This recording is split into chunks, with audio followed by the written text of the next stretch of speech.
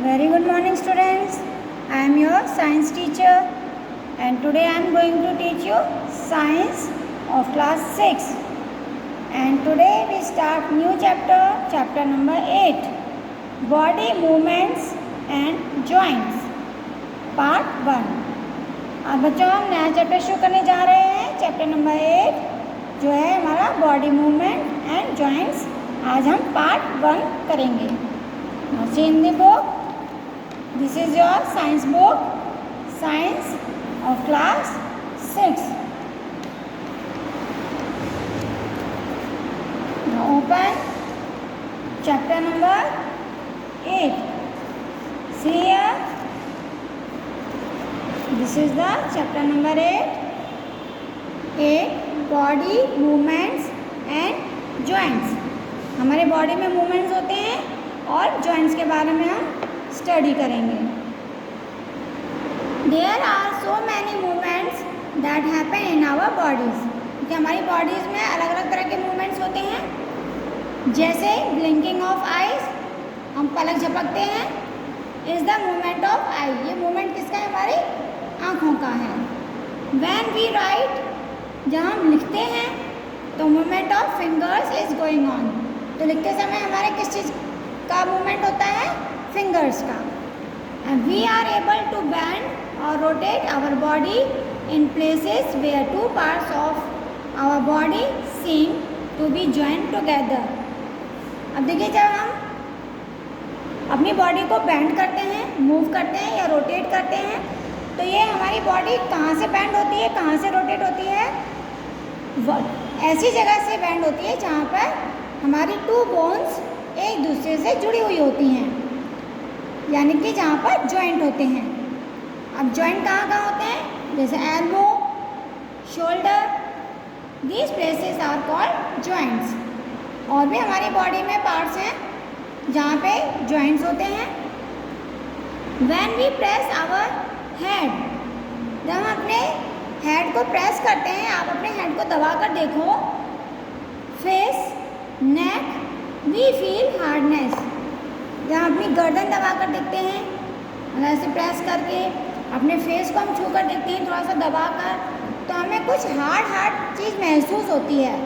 तो बच्चों, जो हार्ड चीज़ आपको महसूस होती है, that is the structure of bone. वो एक बोन है जो आपको हार्ड महसूस होती है.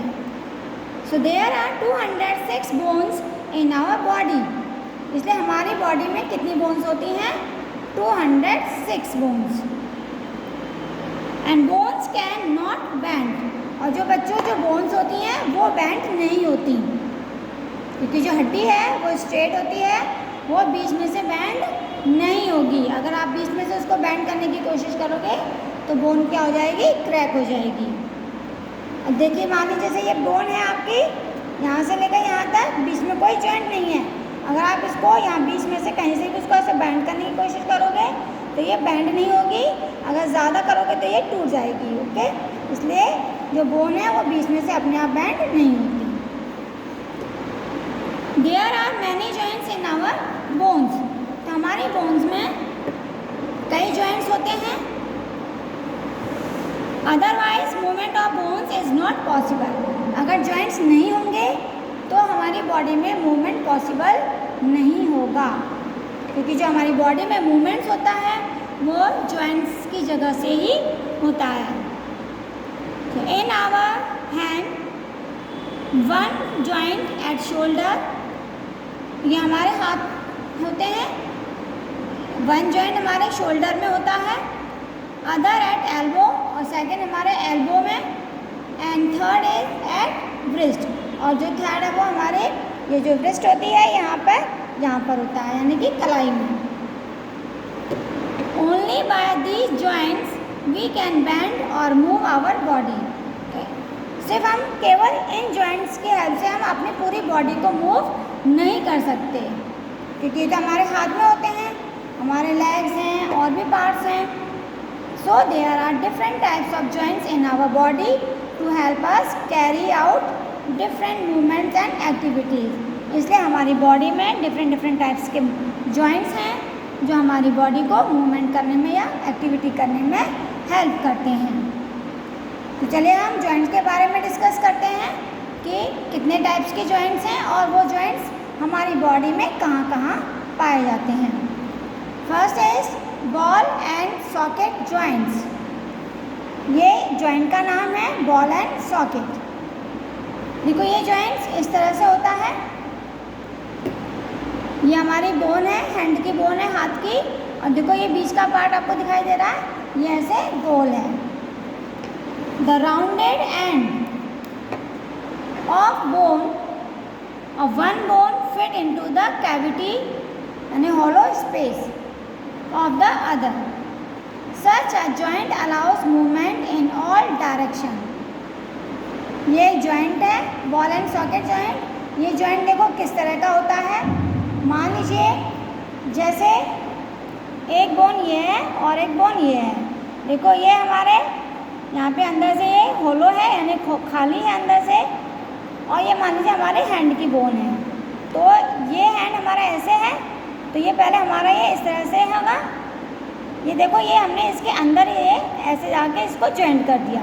तो ये जब जॉइंट करेंगे तो ये इसके चारों तरफ ऐसे देखो सर्कल में मूव कर रहा है ये। तो ये जॉइंट हमारे शोल्डर में होता है।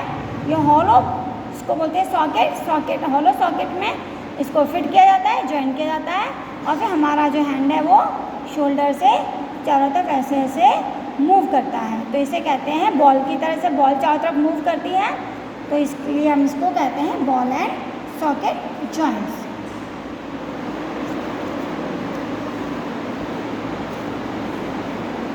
और बॉल एंड सॉकेट जॉइंट्स बच्चों हमारे कहाँ होता है?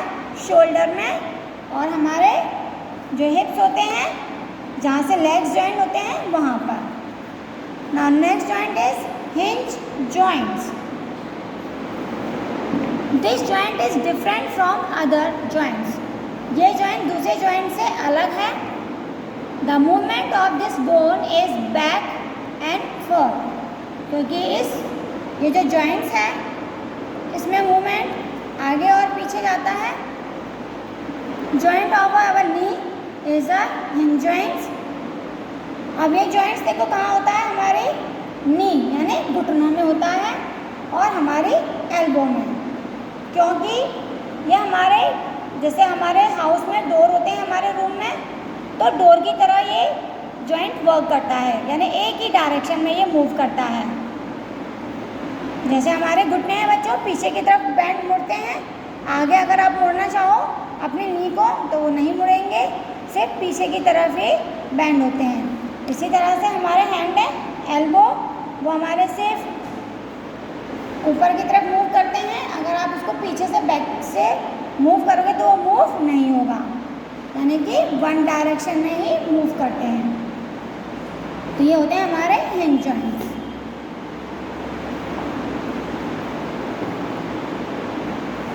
Now next is fixed joints. बच्चों कुछ जॉइंट्स हमारी बॉडी में फिक्स होते हैं जो मूव नहीं करते। अब वो जॉइंट्स कहाँ कहाँ होते हैं?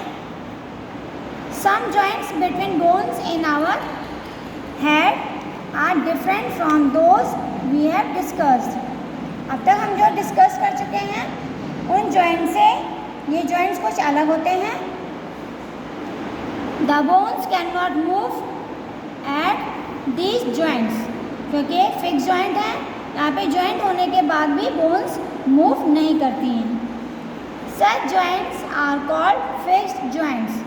इस तरह के जॉइंट्स को हम फिक्स्ड जॉइंट्स कहते हैं, क्योंकि जॉइंट्स तो है लेकिन वो वहाँ से फिर भी हमारी बोन्स मूव नहीं करती, वो फिक्स हो चुकी है, इसलिए हम इनको फिक्स्ड जॉइंट्स कहते हैं। The joints between the upper jaw and the rest of the head is a fixed joint. अब देखो जैसे हमारा हेड होता है, सिर में जो जॉइंट्स होते हैं वो फिक्स होते हैं क्योंकि वो मूव नहीं करते हैं। इसी तरह से हमारा जो जॉ यानी कि हमारे जो टीथ अंदर फिक्स हैं, तो ऊपर वाले टीथ जिस चीज़ में जॉ में फिट हैं तो ऊपर वाला जो हमारा फिक्स होता है वो मूव नहीं करता। सिर्फ जो लोअर जॉ होता है यानी कि नीचे वाला जहाँ पे नीचे हमारे टीथ होते हैं, सिर्फ वही नीचे की तरफ मूव करता है। तो अपर जॉ फिक्स होता है और सिर के बाकी के जो जॉइंट्स हैं वो भी फिक्स होते हैं, सिर्फ लोअर जॉ हमारा मूवेबल होता है। तो इन जॉइंट्स को हम कहते हैं फिक्स्ड जॉइंट्स। देखिए ये हमारे जिसे कहते हैं हम रिब केज, और ये क्या हमारा फ्रेम ऑफ बोन्स जिसे हम कहते हैं skeleton.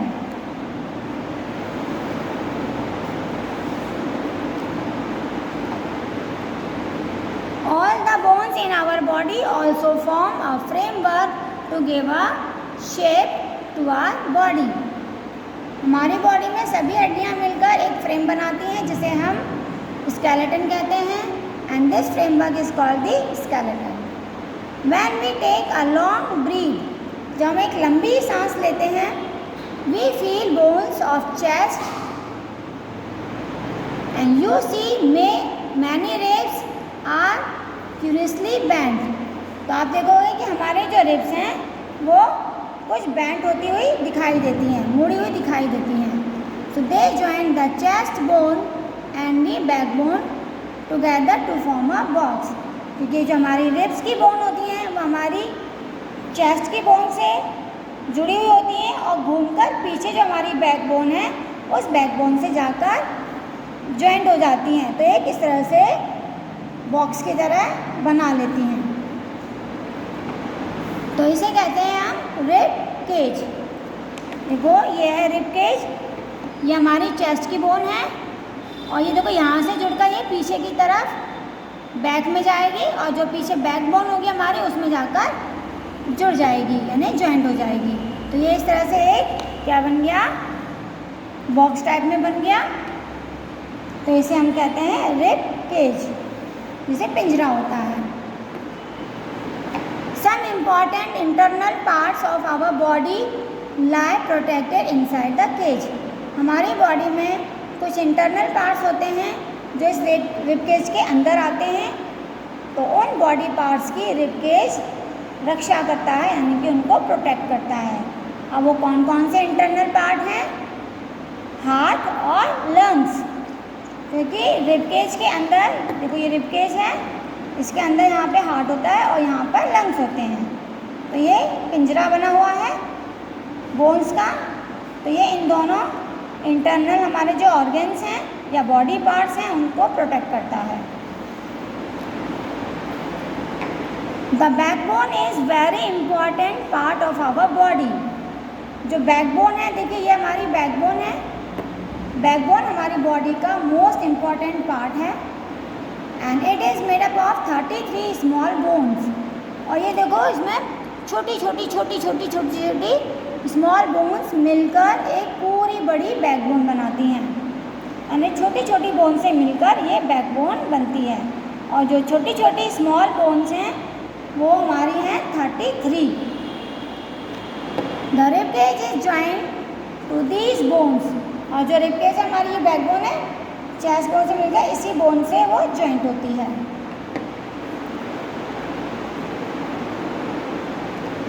If backbone was made up of only one long bone. अगर बच्चों ये हमारी बैकबोन छोटी छोटी बोन से मिलकर बनी है इसलिए ये बैंड हो जाती है। हम जैसे नीचे झुकते हैं तो हमारी बैकबोन भी झुकी हुई दिखाई देती है क्योंकि वो छोटी छोटी बोन से मिलकर बनी हुई है। अगर मान लीजिए हमारी ये बैकबोन एक सिंगल बोन होती इस तरह से, तो जैसे ये आप खड़े हो, अगर आप झुकना चाहो तो क्या झुक सकते थे? नहीं, तो हम नीचे नहीं बैंड हो पाते। Not able to bend downwards और बैकवर्ड। ना हम नीचे की तरफ झुक पाते और ना ही हम पीछे की तरफ झुक पाते, क्योंकि हमारी जो बोन है वो सिंगल है, तो सिंगल बोन तो बैंड नहीं होती। इसलिए बैकबोन को छोटी छोटी बोन से मिलाकर बनाया गया है।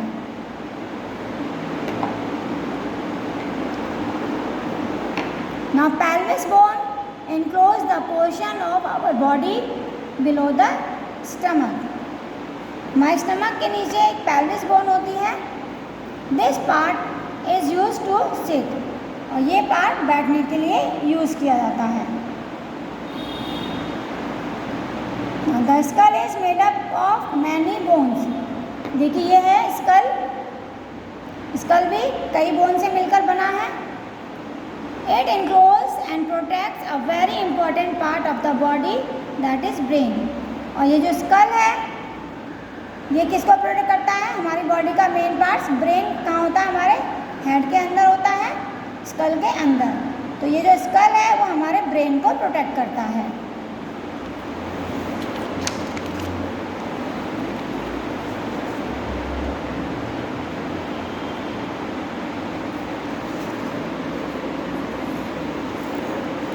There are some additional part of our skeleton that are not as hard as the bones. और इस तरह हमारे स्केलेटन जो है, हमारी जो बॉडी है उसमें कई पार्ट्स होते हैं जो स्केलेटन यानी कि बोन की तरह हार्ड नहीं होते हैं, but they can easily bend and are called cartilage. लेकिन वो हार्ड होते हैं लेकिन बहुत ज़्यादा बोन की तरह हार्ड नहीं होते, वो इजीली बेंड हो जाते हैं। से the upper part of the year, जैसे अपने ईयर का ये जो ऊपर वाला पार्ट होता है बच्चों, इसको जब हम छूकर देखते हैं तो हमें थोड़ा हार्ड लगता है, लेकिन ये इजीली बेंड हो जाता है, इसलिए इसको हम क्या कहते हैं, कार्टिलेज। लो but not as hard as the bone. और देखो ये नीचे का पार्ट होता है, ये बहुत हमारा सॉफ्ट होता है, बिल्कुल मसल की तरह, क्योंकि इसमें बोन नहीं होती हैं। ये इससे ज़्यादा हार्ड होता है, तो ये है हमारा cartilage. Cartilage is also found in the joint of the body. Cartilage भी हमारे जो हमारी बॉडी में जो जॉइंट्स होते हैं वहाँ पर पाए जाते हैं। When we bend our arm at the elbow and touch our shoulder, जब हम अपने आर्म को बेंड करते हैं, अपने शोल्डर को टच करते हैं विद द थंब यानी अपने अंगूठे से, then we see a smaller region inside upper arm, तो अपने अपर आर्म में एक छोटा सा पार्ट देखते हैं। This is actually a muscles. The muscles burst due to the contraction. जब हम अपने हैंड को बेंड करते हैं तो मसल्स क्या होते हैं, कॉन्ट्रैक्ट होते हैं, यानी कि खिंचते हैं। And it become smaller in length. When contract the muscles become shorter, swifter and thicker, it pulls the bone. और हमारे जो मसल्स हैं वो थिकर होते या दिखाई देते हैं, शॉर्टर दिखाई देते हैं, तो उससे क्या होता है, वो बोन्स को अंदर से खिंचा पड़ रहा है। Muscles work in pairs. Muscles pair में वर्क करते हैं, अकेला मसल्स वर्क नहीं करता। When one of them contract, the bone is pulled in that direction. जब वन साइड के मसल्स बच्चों खींचते हैं तो उसमें जो बोन्स हैं वो वर्क करती है उसके उसी डायरेक्शन में। The other muscles of the pair relax to move the bone. जो दूसरी साइड का मसल होता है वो रिलैक्स पोजीशन में होता है। इसी तरह से